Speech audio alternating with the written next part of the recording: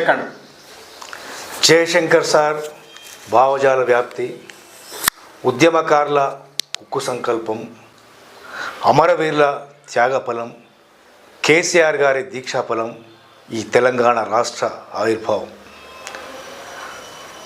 దానిలోని పాల్గొన్నటువంటి సంఘటనలు కొన్ని చెప్తాను. కొన్ని లక్షల మందితో సాగరహారంలోనే పాల్గొనడం జరిగింది.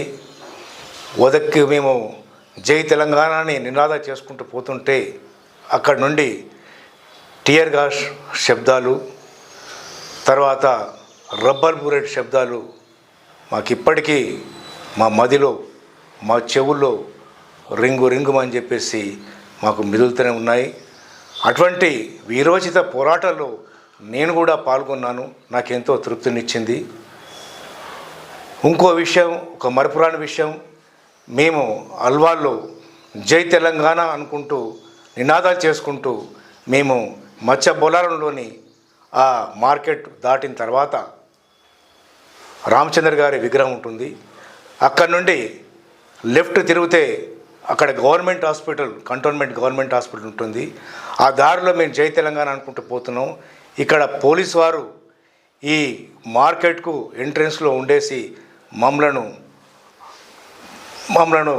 అదుపు చేసుకుంటూ జై తెలంగాణ అని చెప్పేసి మా వెంబడించారు వారు. మేము ఆ సందు నుండి మేము అక్కడ నుండి గవర్నమెంట్ హాస్పిటల్ వైపు జై తెలంగాణ అనుకుంటూ వెళ్తున్న క్రమంలో అక్కడ నుండి కూడా ఇంకో పోలీస్ పార్టీ వచ్చేసి అక్కడి నుండి కూడా వాళ్ళు మమ్మల్ని తరుముతున్న సమయంలో మేము తప్పించుకొని ఆ పక్కనే ఉన్నటువంటి సందులోకి దూరి ఒక గుడిలో మేము తలదాచుకోవడం జరిగింది. ఆ టైంలో చాలామంది కూడా దెబ్బలు తిన్నారు. నేను మాత్రం కొంచెం ఒక చురుగ్గా గమనించి పక్క సందులో దూకి నేను ఒక గుడిలో నేను తలదాచుకోవడం జరిగింది.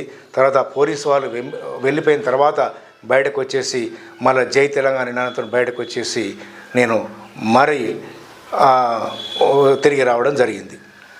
ఇంకా చెప్పండి. అదేవిధంగా మేము వరంగల్ సభలో చాలా భారీ ఎత్తున వరంగల్ సభ జరిగింది. ఆ రోజు ప్రొఫెసర్ జయశంకర్ సార్ కూడా వారు ఉన్నారు.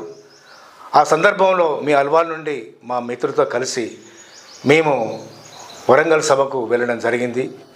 అక్కడ ఇరుకైన ప్రదేశంలో మీ అందరం ఒక గుంపుగా వెళ్ళిన సందర్భంలో అక్కడ ఉర్రెలాంటిది ఒకటి వచ్చింది.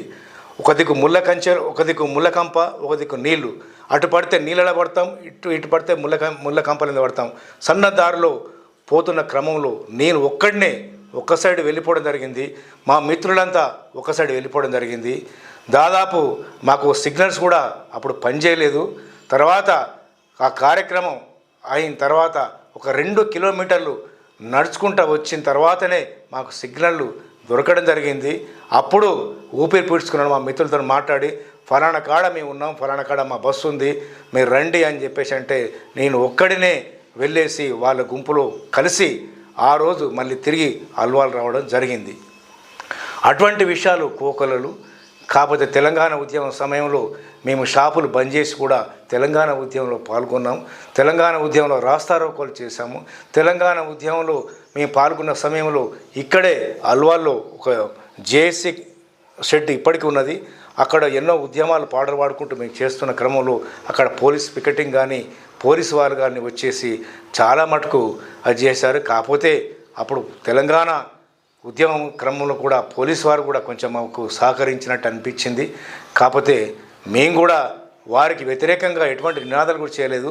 మా పోరాటం ఒకటే, మా కేసీఆర్ గారు చెప్పినట్టుగా మనం గాంధేయ మార్గంలో వెళ్దాం, అహింసా మార్గంలో వెళ్దామని చెప్పారు. కాబట్టి ఎటువంటి మీ ప్రాపర్టీ ధ్వంసానికి కానీ మేము పాల్గొనలేదు.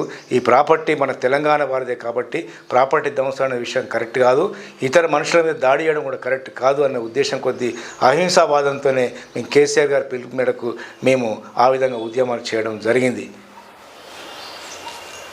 ఒక్కటి చెప్పండి. ఇన్ని ఉద్యమాలు చేసినప్పుడు మా కష్టం వృధా పోలేదు, తెలంగాణ వచ్చింది, చాలా సంతోషం అని చెప్పండి. ఇన్ని ఉద్యమాలు చేసినందుకు మాకు తెలంగాణ వచ్చింది, అదే మాకు సంతృప్తి. తెలంగాణ కోసమైతే 60 ఏళ్ళు ఆరాటపడ్డాము, 60 ఏళ్ళు పోరాటం చేశాము.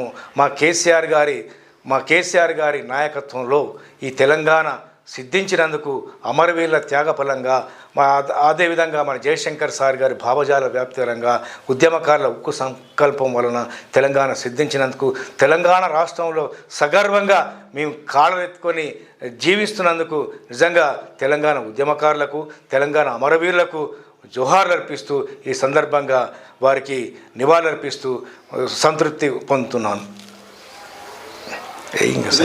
కరెక్ట్. ఈ షార్ట్ ఫార్ సింగిల్ తీసుకో.